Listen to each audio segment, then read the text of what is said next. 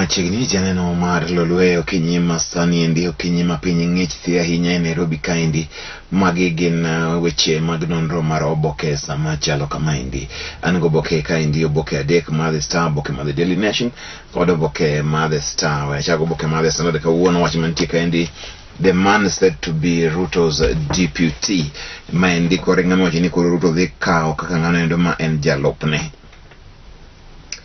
With slightly over a week remaining for presidential candidates to pick running mates, Tharaka-Nithi Senator Kithure Kindiki emerges as favorite to deputize Kenya Kwanza leader in a shortlist that also had Gachagua in contention. Manewe mantika nyendo kuro Kithure Kindiki emasamo Ruto nyalo kawo kaka ng'ano endo mabende dhi chung kode. Mane wach mantiere kanya hinya. Sambeni koro chini Azimio's U-turn on running mate interviews. Azimio koro kubitimo wachino ma dayo dho jogo mondo mi obedi kaka jalup mar Raila. 7-member panel to pick running mate for Raila now says it is not mandatory for candidates to appear before them, but offers chance for anyone wishing to be hired. Kora wacho ni akocho nyaka koro timne gi manendo ma en interview kata weche gi ko maga dayo dhogi kapo niti chini ndoro mokorito wacho ni ng'ama dwa mondo dhi to bro dhi adhiya. Detectives study MP's firearm in investigations on death of a son. Maendi koro bunde mane nyathi sanko kochielorego chasane itimo nonro mondo ng'e tang'o momiyo mano ne otimre achiel kachiel. Ng'iyane weche mag Kindiki kanyo endo Oboke ni mar 4 kod nyalo some maber. Winjore go miyo ne jogi paro mondo mi Kithure Kindiki obed running mate mar Ruto. Jang'ad bura Chitembwe sani koro orie kama koro owuok mano endo e doho kalore kod bende mago magin weche miwacho ni the commission is satisfied that petitions on allegation of impropriety and gross misconduct against Justice Chitembwe disclose grounds for his removal from office. Mane wach mantiere koro Chitembwe nyalo wuok achiel kachiel kalore kod weche go mag mibadhi gi weche moko winjore ma entiere godo. Magi weche maneno kani kanyo. Kawa the nyime kaidi and ngomantie manyitangamedi, former IBC boss among those shortlisted for Court of Appeal. Former Electoral Commission boss Isaac Hassan is among 135 applicants shortlisted by the Judicial Service Commission for the position of Court of Appeal and High Court judges. Hassan, who led the Independent Electoral and Boundaries Commission from May 2009 to October 2016, will be battling out with 30 other candidates for the 6 positions of the judges of the Appellate Court. Isaac Hassan Dorbedo jang'ad bura achiel kuom jogo makoro noketi. IBC is unfair, says independent aspirants over signature role. Maendi wach masani koro nitiere kaendi jogo mochung' kende gi mar bedo kaka jatend piny owacho wacho ni IBC ochuno gi gimanyo ji 2,000 ok en ginindo manikare. Kanini kega bende koro jogo makoro jete kode ahinya magi gwenge kuma Kieni. Director of Elections Kanini Kega was the only MP in Nyeri to be re-elected in 2017. About 10 rivals have rolled up their sleeves for Kieni contest, which promises to be grueling. Many wachimantie people, including my enemies, say I'm the only Kieni MP who had transformed this constituency, and it will be a tall order to dislodge me by my track record. Mane kaka Kanini Kega wacho sani endi ni podo pek ground on jogo madogo lepo ni tich mateka hinya. Forget interviews, Azimio asked parties to send names for DP posts. Sani kora Azimio do miwauru nyinge mniparo ni jogo manyalo bedo ni gin jolup Raila Odinga. Koro wach mar interviews cha koro onge pani Kalonzo Nyogo kuma koro giwerege wachino. Kata kamano Jubilee kwayo mar mondo Raila okaw Peter Kenneth kaka running mate mare. Jubilee leaders plead with Raila to pick Kenneth as running mate. Oboke ni mar 20.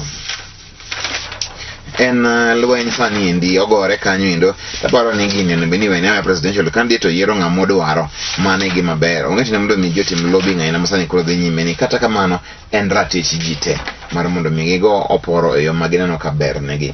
Liverpool overcome scare before reaching Champions League final. Maendi maneno nyoro sama koro Liverpool nyogo Villarreal. Wachimanyalo medo kaendi en ni Liverpool have scored 2 or 3 or more goals in 11 of their 12 Champions League matches this season.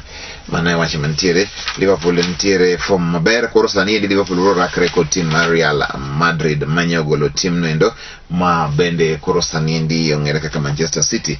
Rudisha from track to ballot.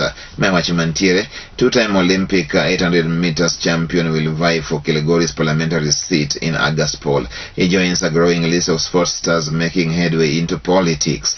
Rudisha di chung manendo karol bura mar Kilgore sakeni koro wengwech kani porobro ringo ka intire kuro. General 2022 general elections will no doubt end with excitement tales from the world, with a sizable number of athletics big shots running the show on parliamentary and member of county assemblies. Two-time Olympic 800 meters champion David Rudisha is the latest athletics bigwig to get immersed into political waters. Rudisha brother manyo komno endo achiel kachiel mano endo mar Kilgoris pani korowere gi weche go mag ngwech o brother manyo komno endo mar Kilgoris. America's Kakle ready showdown with Omanyala. Mind the ngwech mapeka hinya sani endi Cape Keino Classics. American jetted into the country yesterday ahead of Cape Keino Classics on Saturday. Olympic silver medalist is predicting fast times in 100 meters as he also faces Olympic champion Jacobs. Odibedoni ensala de mabera hinya matuke obrenga ka koro Omanyala nyalo ringo gi jogi sebedo ka ene champion mar Africa sebedo ka obere ngweje mangenya hinya in track sani ben men gi championship mar Africa obonge into bende onyalo ringo gi jogi machat nadi. Did he talk himself out of the job?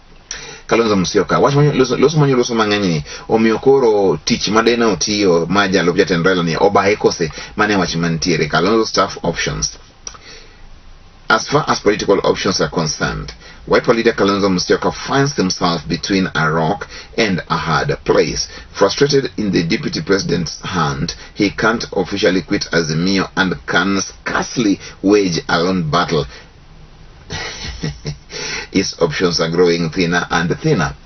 Mana wachimantika kakoluka Kalonzo koyer kaka ja goni maluwa Raila obodhi kanye Azimio boko nyalo wuoke bro bet nango odhi bedo nango mane wach maduong' mantiere kaendi Kalonzo gini pange nadi mane ler mantiere. Long queues as from once report from once jako report koro achiel kachiel ni ji ng'eny ahinya matero nyithinde from one mane ende pacho kaendi. Parents complain of high costs of item required during admission exercise.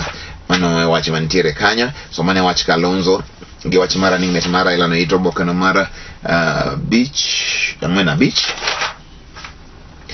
Ae Ruto onyiso Uhuru ni mondo owe luongo nyinge e kethruok mosebede piny owacho mare.